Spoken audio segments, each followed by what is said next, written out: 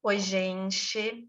Então, a gente está indo agora para o nosso terceiro e último vídeo dessa sequência de vídeos sobre o custo da compulsão na nossa vida. Nosso intuito aqui é trazer informação e também poder te acolher, né? Você que tem esse transtorno alimentar ou que está a um passo de ter um, e poder te dar um direcionamento aí no que fazer, o que tudo isso pode estar relacionado.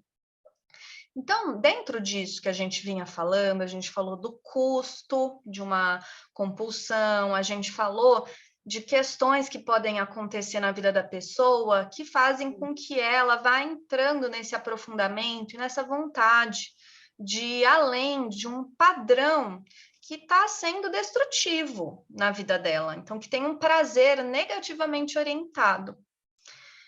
E agora a gente vai dar sequência. Quando existe esse tipo de comportamento, um comportamento compulsivo, ele está vindo da nossa criança ferida, Sim. tá? Que carrega marcas, que carrega dores, que é o jeito que ela aprendeu a reagir na vida. Geralmente, esse padrão vem acompanhado de outros, não é só isso. E às vezes tem coisas sobre a pessoa que ela mesma nem sabe quando ela chega para um acompanhamento. Ela nem sabe, às vezes nem sabe falar sobre os incômodos, sobre as insatisfações, porque uma vida inteira passou calada. E às vezes ela mesma, no início de um acompanhamento, vai ligando os pontos, falando: nossa, mas foi naquele momento que eu estava vivendo tal dificuldade, foi lá, engordei 20 quilos, né? Mas o que aconteceu? O que isso despertou em você? E a gente vai tentando entender o que tem relação com essa criança ferida que habita o nosso mundo interno. Aos poucos, a gente vai aprendendo a fortalecer o nosso observador interno, o nosso adulto, que é esse que sabe colocar limites, que é o que está aberto aí por outros caminhos, mas ele só consegue fazer isso se ele conhece a criança. Sim. Porque senão a gente fica num lugar perdido. Se a gente não sabe o que é criança, se a gente não sabe o que ela faz, mas se a gente consegue entender, opa, é isso, essa situação me pega, né? Tais pessoas, tais incômodos, a gente vai conseguindo localizar esse adulto no nosso mundo interno que vai aceitando um caminho diferente, né? E dentro disso, o que é importante colocar é que a nossa criança, ela não vai sumir do nada. Não é uma coisa assim que acontece num passo de mágica, curou a criança ferida. Isso não existe, né? E até se você passou muito tempo num padrão alimentar de um transtorno alimentar, existe uma tendência esse é o seu calcanhar de Aquiles, né? E você precisa tomar cuidado com isso. É só um ponto a se atentar, se você já passou por um tratamento. Então, você pode falar um pouquinho sobre isso, Amanda? Sim, eu acho que assim, você ter, né, assim, entender que você sempre vai olhar. Eu brinco que às vezes essa criança ferida, ela tá disfarçada de uma criança mimada, daquelas que se joga no supermercado, eu quero aquela goma! Né? Que a gente vê várias vezes, né?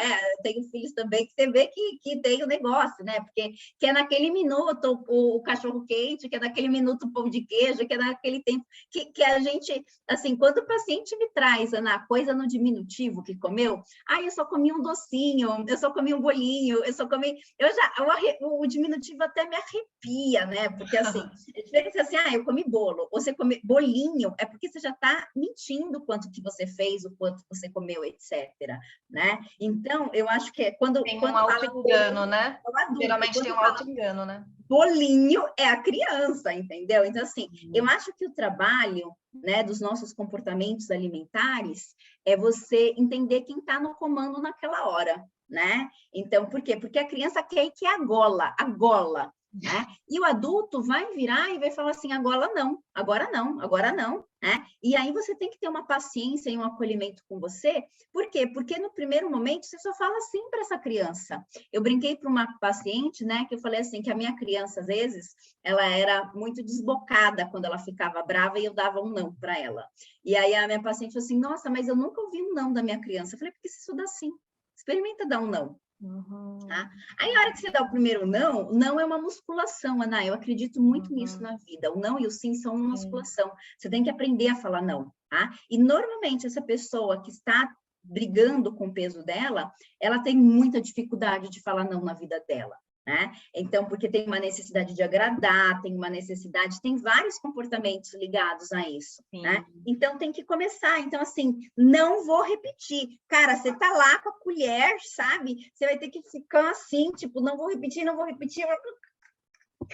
É esse. Então, o trabalho do adulto, na verdade, é primeiro ver os erros que você tem, porque normalmente a pessoa só conta o café da manhã normalmente quase sempre é ótimo, mas a pessoa não lembra mais o que comeu o resto do dia. Então, trazer um trabalho para clareza do que ela come, né? Porque normalmente essas dificuldades elas aparecem no final da tarde, no começo da noite. Então, a pessoa primeiro aí ela vai ficar um tempo errando, sem conseguir falar não, faz parte também, né? Até que ela consegue um pequeno movimento, e aí você consegue, a partir daí, ir mudando, né? Então, É, por isso que eu acho que é importante um trabalho da pessoa entender que não é uma sessão que resolve, né? Que existe, né, Ana, um tempo mesmo de acompanhamento para que você passe por esse, para que você possa passar por esses estágios. Primeiro reconhecer os erros, reconhecer e tentar mudar de verdade e administrar e entender que esse adulto ele vai ser chamado ao longo da sua vida alimentar, né? Eu estava aqui falando aqui com você, por exemplo, que para mim beber água ainda é difícil na minha vida, tá? Já tive 2 cálculos, 2 pielonefrite, eu aqui apanhei na dor para aprender a beber água. O que eu faço hoje? Eu ando com garrafinha, corrigir, mas não é uma coisa assim, nossa, eu tenho que andar com a garrafinha.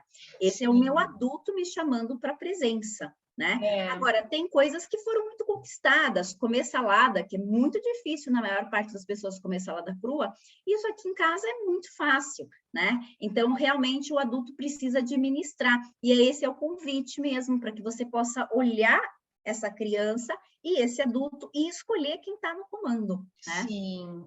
Eu acho que isso que você está trazendo, que é a cereja do bolo, né, de um processo, e que tem uma coisa, assim, que é uma beleza dessa associação de um trabalho em nutrição com um trabalho psicológico, porque no trabalho psicológico a gente vai entender por que dessa dificuldade, que pode ter tanta coisa atrás, por isso que não existe, eu estou usando muitos termos alimentares, né? Não existe uma receita de bolo, né? Não. Para cada um, essa dificuldade está relacionada a um ponto, a uma questão que geralmente não tem nada a ver com comida.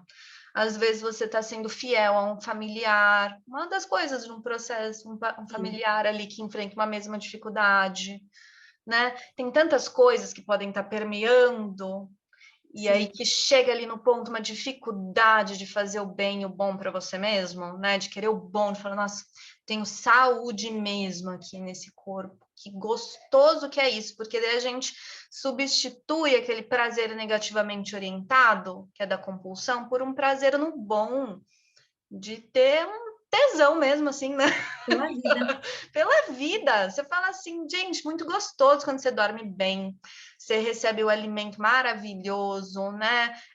Claro, não vai passar, não é a questão que muitas pessoas pensam assim, vai ficar sem doce. Não é isso, é você comer com consciência, na hora certa, né? Como é feita a educação nutricional alimentar de criança, né? Tem momentos para as coisas, né? Sim, A sim. gente, e isso às vezes é uma ideia que permeia a pessoa que tem compulsão. A questão é só aprender, né? O ponto é aprender, e aprender o bom, o bem, né?